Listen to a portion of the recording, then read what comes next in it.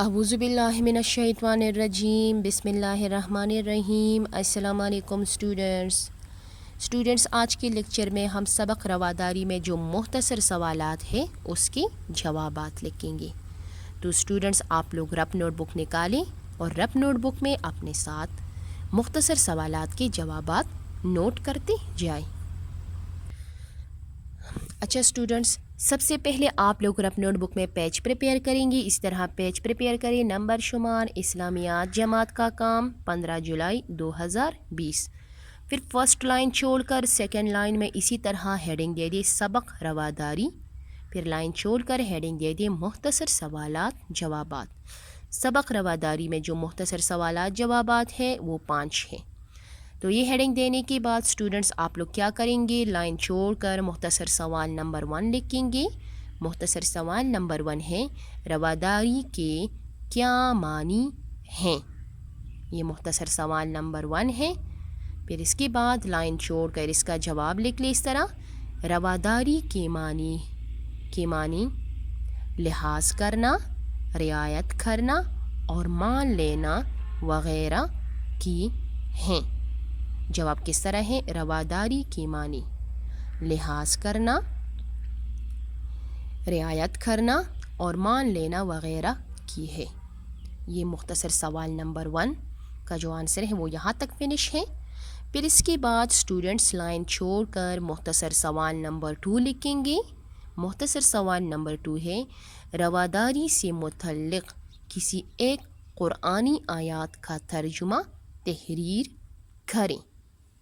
تو سوال نوٹ کرنے کے بعد لائن چھوڑ کر اس کا جواب اس طرح لکھ لیں۔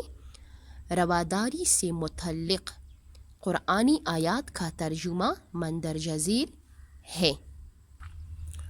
ترجمہ اس طرح ہے اور ان کے ساتھ اچھے انداز میں بحث اور گفتگو کرو۔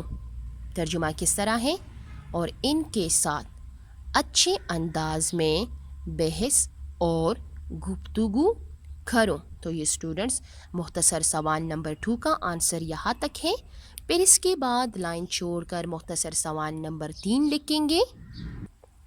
مختصر سوال نمبر 3 ہے خلفائے راشدین کے دور میں غیر مسلموں کو کس طرح کی آزادی حاصل تھی؟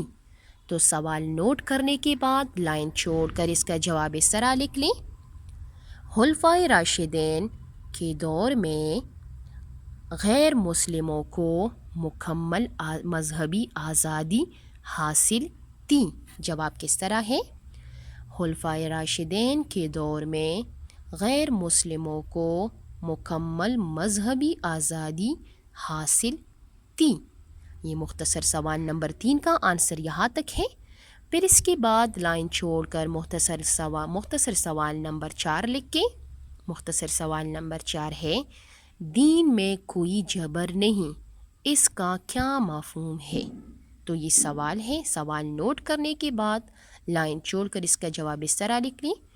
دین میں کوئی جبر نہیں، اس کا مفہوم یہ ہے کہ اسلام کسی دوسرے مذہب کے ماننے والے کو زبردستی اسلام میں داخل کرنے کی اجازت نہیں دیتا اور ہر آدمی کو اپنے اپنے مذہب اور نظریے کے مطابق زندگی بسر کرنے کی آزادی دیتا ہے۔ تو یہ اسٹوڈنٹس مختصر سوال نمبر 4 کا آنسر یہاں تک ہے۔ پھر اس کے بعد لائن چھوڑ کر مختصر سوال نمبر 5 لکھیں۔ مختصر سوال نمبر 5 ہے ہم اپنے وطن میں غیر مسلموں کے ساتھ رواداری سے کیسے رہ سکتے ہیں؟ یہ مختصر سوال نمبر 5 ہے۔ تو سوال نوٹ کرنے کے بعد اسٹوڈنٹس لائن چھوڑ کر اس کا جواب اس طرح لکھ لیں۔ ہمارے وطن میں مختلف مذاہب کے ماننے والے لوگ رہتے ہیں، جن میں عیسائی، سکھ، ہندو وغیرہ شامل ہیں۔ ان کی عبادت گاہیں موجود ہیں اور وہ اپنی مذہبی رسم و رواج اور تہوار بھی مناتے ہیں۔ ہم اپنے غیر مسلم پاکستانیوں سے لین دین اور میل جول بھی رکھتے ہیں۔ یہ اسلامی معاشرے میں رواداری کی ایک بہترین مثال ہے۔ یہ اسٹوڈنٹس سوال نمبر 5 کا آنسر یہاں تک ہے۔ اس کے آنسر کی طرف دوبارہ دیکھیں۔ سوال میں ہم سے یہ مانگ رہے ہیں کہ ہم اپنے وطن میں غیر مسلموں کے ساتھ رواداری سے کیسے رہ سکتے ہیں؟ تو اس کا آنسر اس طرح ہے، ہمارے وطن میں مختلف مذاہب کے ماننے والے لوگ رہتے ہیں، جن میں عیسائی، سکھ، ہندو وغیرہ شامل ہیں۔ ان کی عبادت گاہیں موجود ہیں اور وہ اپنی مذہبی رسم و رواج اور تہوار بھی مناتے ہیں۔ ہم اپنے غیر مسلم پاکستانیوں سے لین دین اور میل جول بھی رکھتے ہیں۔ یہ اسلامی معاشرے میں رواداری کی ایک بہترین مثال ہے۔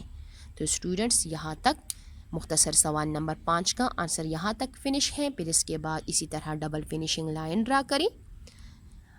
اسٹوڈنٹس آج کے لیکچر میں ہم نے سبق رواداری میں جو مختصر سوالات تھے ہم نے اس کے جوابات لکھے ہیں۔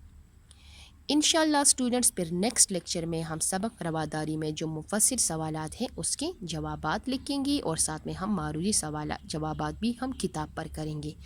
تو اسٹوڈنٹس آج کے لیکچر میں اتنا کام کافی ہے۔